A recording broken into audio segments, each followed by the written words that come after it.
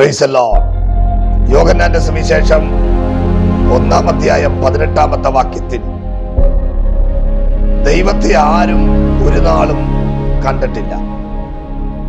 പഴയ നിയമത്തിലെ ഭക്തന്മാർ പറയുന്നു, ഞങ്ങൾ ദൈവത്തെ കണ്ടു.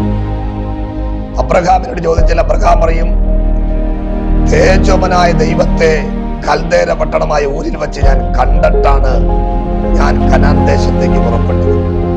ഇസ്രായേൽ മക്കളെ മിസ്രൈമിൽ നിന്ന് വിടുവിച്ച മോസസ് പറയുന്നു, മുൾപ്പടർപ്പിൽ ഞാൻ ദൈവത്തെ കണ്ടു.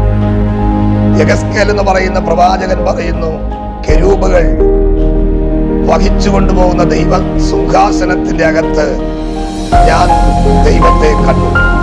യെശയ്യാവ് പറയുന്നു, ഉയർന്നു പൊങ്ങി വിരിക്കുന്ന സിംഹാസനത്തിന്റെ അകത്ത് ഞാൻ ദൈവത്തെ കണ്ടു. യിരെമ്യാവ് പറയുന്നു, അമ്മയുടെ ഉദരത്തിൽ ഉരുവാകുന്നതിന് മുമ്പ് അവൻ എന്നെ കണ്ടു, ഞാൻ ജനിച്ചതിന് ശേഷം ഞാൻ അവനെ കണ്ടു. ദാനിയേൽ പറയുന്നു, ഞാൻ ദൈവത്തെ കണ്ടു.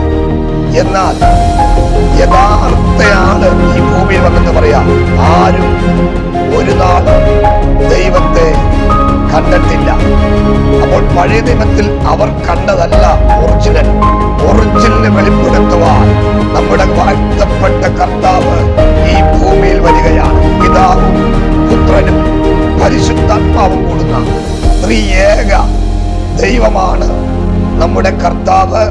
പഴയ നിയമത്തിൽ അത്രയും വെളിപ്പാട് കിട്ടിയവർ അസാധാരണമായി പ്രയോജനപ്പെട്ടെങ്കിൽ ദൈവത്തിന്റെ യഥാർത്ഥ വെളിപ്പാട് കിട്ടുന്ന പുതിയ നിയമസഭ ഈ കാലഘട്ടങ്ങളിൽ അസാധാരണമായി പ്രയോജനപ്പെടാൻ പോകുന്നു.